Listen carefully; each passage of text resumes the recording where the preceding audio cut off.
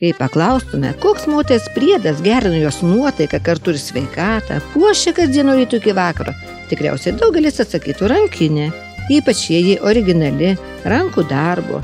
Tai turbūt ne taip ir svarbu, kas joje. Ko rankinėje negalima slėpti.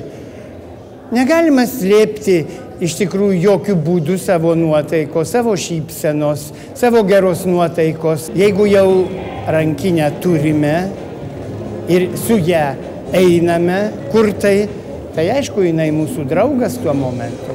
Aš manau, kad rankinė yra tam tikras elementas gundymo. Ir visada vyras atkreips į tam tikrus elementus, ką moteris dėvi, bet ką jinai turi ir ką jinai neša savyje. Psichologai konstatuoja, kad ypač laimingi ir kartu sveikesni tie, kuriems darbas lyg šventė. Tada jie savo darbu gali sukurti šventę ir kitiems. Kūrybiškumas žmogaus pripildo kitą ir iššaukia šypseną. O grožio, taip puošiančio mūsų kasdienybę buvo apstu dizainerės Irinos Serapinienės naujų rankinių pristatymų. Jau 15 metų natūralios odos rankinėmis puošiantis moteris mados namai Sirena ne tik džiugina akį šventiniuose pristatymuose, bet ir suteikia galimybę įsigyti jas Kauno centre ir Vilniaus senamiestyje įsikūrusioje galerijoje.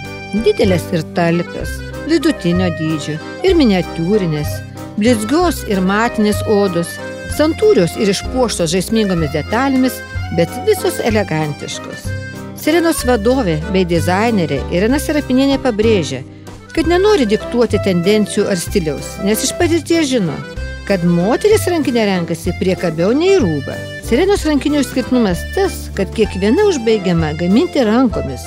Nesuvaldyti taurę ir kaprizingą medžiagą odą reikia išskirtinių kruopštumo ir meistriškumo. Ieškantiems dovanų čia didžiulis pasirinkimas, o baiminantiems, kad neįtiks, dovanų čekiai atsparioms laikui odinėms rankinėms.